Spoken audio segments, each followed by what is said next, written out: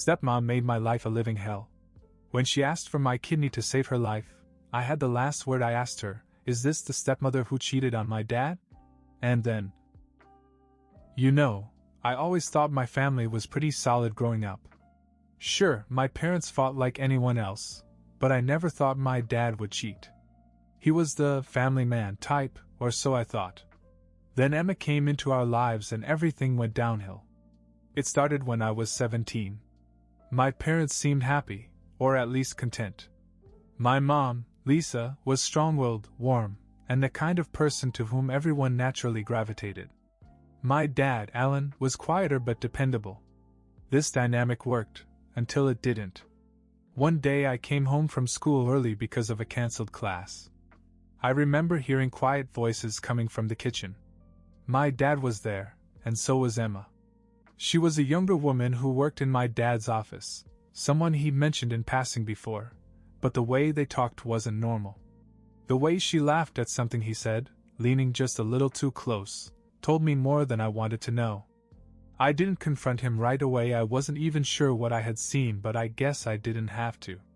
A month later, my mother found out about the affair. I don't know how she found out, but when she did, she didn't stick around to play games. She packed her bags, took my sister Stacy, who was only 13 at the time, and left. I could have gone with her, but I didn't. Not because I didn't love my mom, but because I thought my dad didn't know I'd figured out what he was doing. I thought if I stayed, I could somehow keep him grounded. But the reality was, I just didn't want to leave the house I grew up in. That's when Emma moved in. My dad wasted no time getting engaged to her, and before I could even wrap my head around how fast it happened, she was living with us. And let me tell you, she was everything you'd want in a horrible stepmother. Emma was arrogant, selfish, and a total narcissist. She acted like marrying my dad made her the queen of the house. She'd make snide comments about how I should respect her as a parent, because she was now my father's wife. I was 19, an adult, and she was barely in her early 30s. The idea of taking orders from her was ridiculous. I tried to ignore her as much as I could, but Emma had a way of getting under my skin. She was constantly criticizing me, complaining about how messy I wasn't, and telling me I needed to grow up, while she mooched off my dad's paycheck. The worst part was the way she treated my dad. He adored her for some reason I'll never understand, but she treated him like dirt. She'd berate him for the smallest things and belittle him in front of me. She even joked once that he was like her child, and that it was her job to keep him in line. The man who raised me, who I'd always respected, just sat there and took it. It was unbearable, but I stuck around, hoping things would get better. Spoiler, they didn't. One night, after another one of her snide remarks, I complained to my dad. I told him I was tired of the way Emma was treating me, and to my surprise, he actually took my side. He told Emma to back off and stop acting like she was my mother. They fought that night, loudly, and I stayed in my room, feeling guilty for causing it, but also relieved that someone was finally calling her out. Things didn't get better though. Emma doubled down and made my life miserable in every way she could think of. She'd accidentally throw away my stuff, tell lies about me to my dad, and find ways to get under my skin. I hated being in that house, but I had nowhere else to go. Then, about 2 years later, Emma's health began to fail. She'd been diabetic for years, but it was getting worse. At first, I admit I didn't care. It's hard to feel sorry for someone who has spent so much time making you miserable. But when she was diagnosed with diabetic nephropathy, things started to get serious. Her condition worsened over the months, and finally the doctors told her that her best chance was a kidney transplant. That's when my dad and Emma came to me with a request I never saw coming. That's when it all began. The first time my dad mentioned it, I thought he was joking. We were sitting in the living room, me scrolling through my phone, him looking uncharacteristically nervous. So, he began, clearing his throat. I wanted to talk to you about something serious. I looked up and braced myself. Whenever he started with that tone, it was never good news. What is it? It's about Emma. I rolled my eyes. Of course it was about Emma. It was always about Emma. What is it now? She needs a kidney. I paused, not sure if I'd heard him right. A kidney? Like a transplant? Yeah. He hesitated, avoiding eye contact. The doctors say hers is failing, and it's getting worse. They've tried treatments, but nothing's working. She needs a donor. I stared at him, waiting for him to get to the point. Okay. And? Well, they tested me. I'm not a match. None of your family is either. I let that sink in for a second. So, what does that have to do with me? He finally looked at me. We were hoping you'd get tested. Just to see if you're a match. You're young, healthy, there's a chance. I laughed, more in disbelief than anything else. You want me to give her a kidney? She's your stepmother, he said, as if that explained everything. She's not my stepmother. She's the woman who made my life a living hell for 2 years. Now you want me to give her a kidney? She's my wife. He shot back, his voice firm. I love her, and I can't lose her. I wanted to yell at him, tell him how ridiculous this was, but instead I just sat there stunned. She's been through a lot, he added, as if that would sway me. She's sick, and she's scared. We're all scared. Just think about it. That's all I'm asking. I didn't say anything. I couldn't. I got up and walked to my room, slamming the door behind me. A week later, I found myself in a hospital, being poked and prodded by a team of doctors. I wasn't doing it for Emma, I was just trying to prove I wasn't a match so they'd leave me alone. But of course, life has a twisted sense of humor. You are a perfect match, the doctor told me. Your health is excellent, and your tissue compatibility is ideal. If you're willing, you'd make an excellent donor. I sat there in shock. A perfect match? How was that even possible? When I got home, my father and Emma were waiting for me in the living room. She looked frail, thinner than usual, and her usually smug expression had been replaced by something softer. Almost desperate. Well? My dad asked. I sighed. I'm a match. Emma's eyes lit up, and for a moment I almost felt sorry for her. Almost. That's great news, she said, her voice trembling. Thank you so much. Wait, I interrupted. I didn't say I'd do it. Their expressions changed instantly. My dad looked confused, and Emma's jaw dropped. What do you mean you won't do it? My dad asked. I mean exactly what I said. I'm not giving her my kidney. Why not? Emma demanded, her voice rising. You're a match. You could save my life. And why would I do that? I shot back. After all you've put me through? Do you think I owe you anything? My dad stepped in. This isn't about the past. This is about saving someone's life. You can't just stand by and let them die. I could feel my blood boiling. You don't get it, do you? You're asking me to risk my health, my life for someone who's treated me like garbage since the day she moved in. Why would I do that? She's your family, he said quietly. No, she's your family, I snapped. Not mine. The room fell silent. Emma looked like she was going to cry, but I didn't care. For once, I was the one in charge, and it felt good. I'll think about it, I said finally, just to get her off my back. But don't give your hopes up. I did think about it.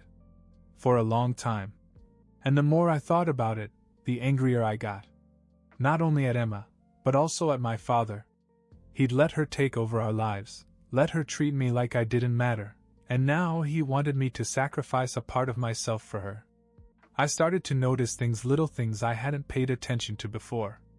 Like how Emma's phone would light up with texts from someone named Big Bob whenever my dad wasn't around. Or how she'd suddenly have work meetings that went on for hours and never seemed to lead to anything productive. When I noticed Emma's phone lighting up with texts from Big Bob, I couldn't stop looking at it. It was like every time I looked in her direction, there it was another message.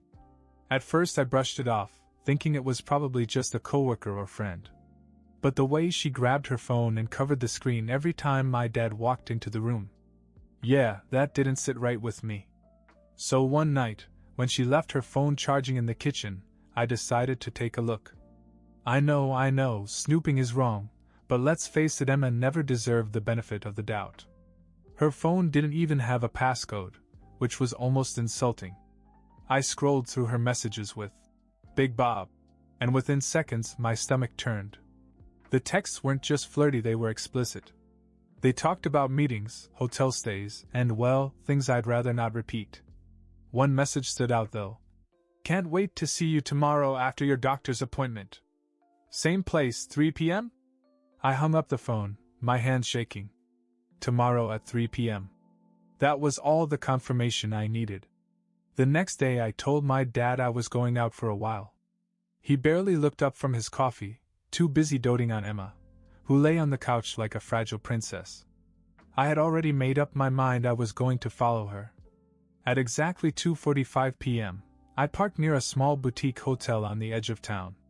Sure enough, a few minutes later, Emma pulled up in her car. She got out and looked around nervously before going inside. I waited about 10 minutes before following her inside. The receptionist barely looked up as I walked by. It wasn't hard to figure out which room she was in. Big Bob was waiting at the end of the hall, leaning casually against the doorframe. He was exactly what I'd imagined, a middle-aged guy with a beer gut and a smug grin. Emma greeted him with a kiss and they disappeared into the room together. I didn't need to see anything else.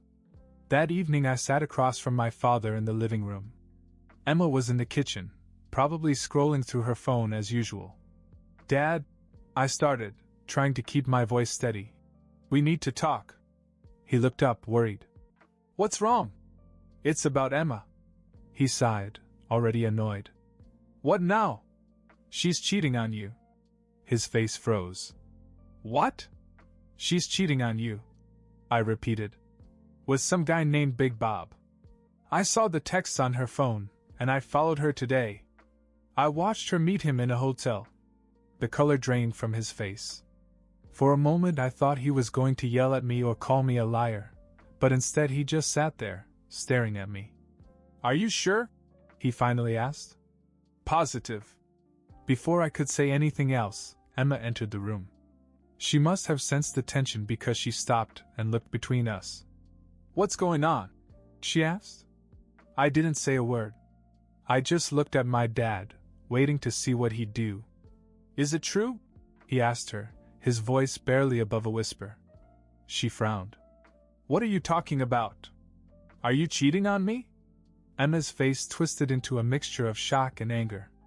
What? Of course not. Where is this coming from? I couldn't hold back anymore. Don't even try to lie, Emma. I saw the texts. I saw you with him at the hotel today.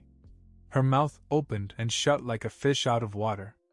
For once, she had nothing to say. My dad stood up, his fists clenched at his sides. Is it true? He asked again, louder this time. Emma finally broke down. Okay, fine. Yes, I've been seeing someone else. But you were so busy with work and taking care of me you neglected me. What was I supposed to do? I couldn't believe what I was hearing. She was actually trying to blame him for cheating on her. You've got to be kidding me, I muttered. My dad looked like he'd been punched in the stomach. He didn't say anything, he just turned and walked out of the room. Emma tried to follow him, but I blocked her path. You ruined everything, she hissed at me.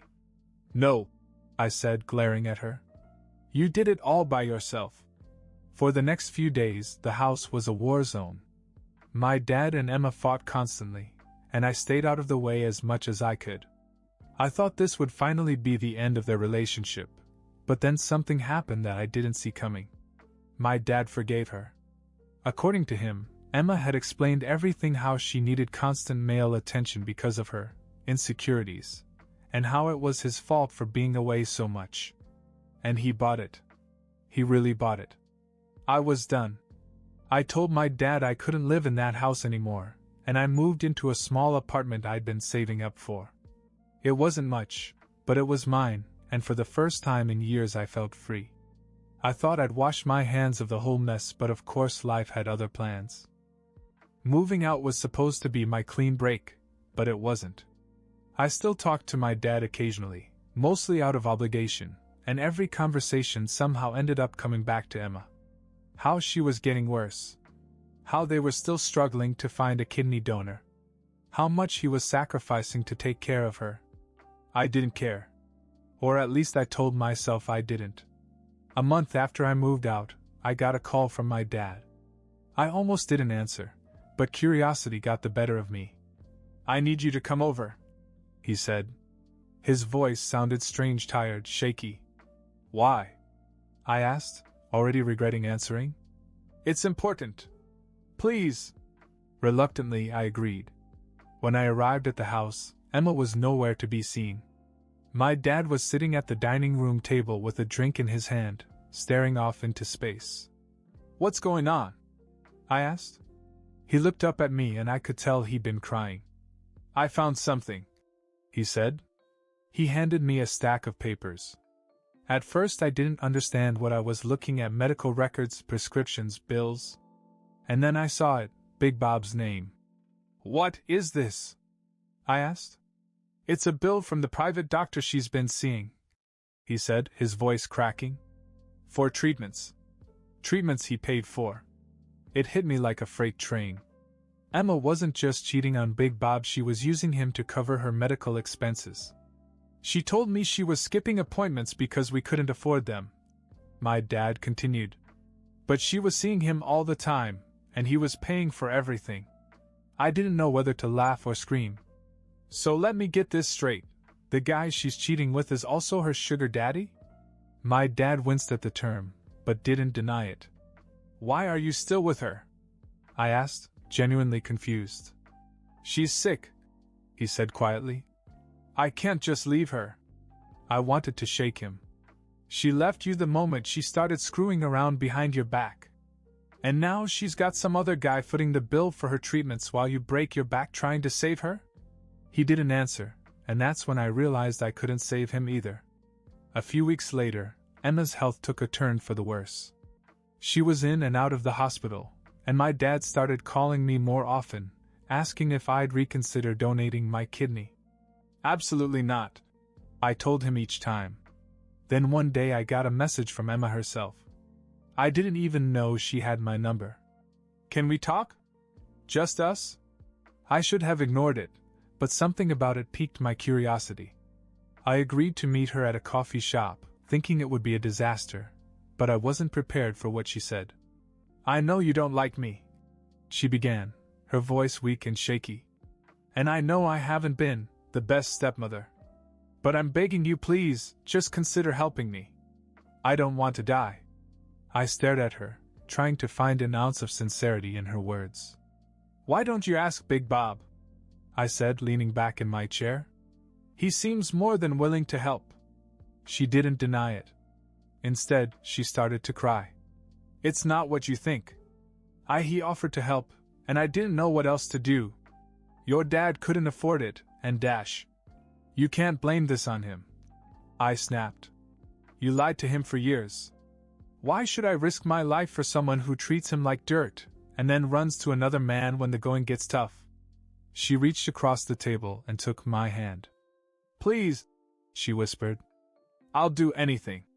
Just please." I pulled my hand away in disgust. "The answer is no. And if you really cared about my dad, you'd leave and stop dragging him down with you." I walked away without looking back. That should have been the end of it, but things got even crazier. A few days later, my dad called me in a panic. "Emma's gone," he said. "Gone? What do you mean, gone?" "She left. Packed her things and disappeared. She didn't even leave a note." I wanted to say good riddance, but something didn't sit right with me. Why would she leave now, when she was so sick? I decided to look into it, and what I found shocked me. Emma hadn't just left, she'd emptied out their joint savings account before she left. Over $20,000 gone. "She took everything," my father said, his voice hollow. "Everything I worked for." I should have felt sorry for him, but all I felt was relief. Maybe now he'd finally see her for who she really was. But then, 2 weeks later, Emma returned. And this time she wasn't alone. She brought Big Bob with her. I thought my dad would lose his mind. He called me right after it happened, his voice shaking with anger and disbelief. "She brought him here," he said. "To our house." I couldn't believe it either. "What do you mean she brought him here? What's he doing?" "She said she needed help, that Bob was here to support her recovery. She just walked in like nothing happened and told me I should be grateful that he was stepping up where I wouldn't." I drove over to the house, more out of morbid curiosity than anything else. When I got there, I couldn't believe what I saw. Big Bob was sitting on the couch, feet up on the coffee table, acting like he owned the place. Emma was in the kitchen, casually chatting with my dad as if she hadn't just drained his bank account and left him. I walked in and the room fell silent. "What's he doing here?" I asked, pointing at Bob. Emma sighed, as if I was the unreasonable one. "I told your father Bob is here to help me through my recovery. He's been so supportive." I looked at my dad, expecting him to explode, but he just stood there, defeated. "She says he's only staying for a little while," he muttered. "A little while? Are you kidding me?" I turned back to Emma. "You steal from him, cheat on him, and now you're moving your boyfriend into his house. How low can you go?" "It's not like that," Emma said, trying to sound innocent. "Bob's just a friend." "Yeah, right," I said, glaring at Bob. "Is that why you've been sneaking off to hotels with him?" "Just a friend." Bob finally spoke up, his voice as smug as his expression. "Look, kid, I don't know what your problem is, but Emma's been through a lot. Maybe you should show some compassion." I laughed bitterly. "Compassion? For her? She's been nothing but a parasite on this family, and now she's dragging you into it. You deserve each other." Emma started to say something, but I cut her off. "No, I'm done. I'm done with this circus. Dad, if you want to keep letting her walk all over you, that's your choice, but I'm not sticking around to watch." My dad didn't say anything, and that hurt more than anything Emma or Bob could have said. I made my decision that night. I packed up the rest of my things and left my rented apartment. I called my mom and asked if I could stay with her and Stacy for a while. She didn't even hesitate. When I got to their house, it was like a weight was lifted off my shoulders. My mom gave me a big hug and Stacy ran up to me like she hadn't seen me in years. "It's so good to have you here," my mom said. "You don't have to deal with this anymore." And she was right. As for my dad, well, things weren't so good for him. About a month after I left, Emma and Bob left again, this time for good. They cleaned out what little money my dad had left, leaving him with nothing but debt and heartbreak. He called me a few weeks later, apologized for everything and asked if he could come visit. I told him I'd think about it, but the truth was I needed space. I couldn't keep putting myself in the middle of his bad decisions. Now I live with my mom and Stacy, and for the first time in years I feel like I can breathe. My relationship with my dad is distant but civil, and I've shut Emma and Big Bob out of every corner of my life. I don't know where they are now, and honestly I don't care. I just hope they never show their faces around here again.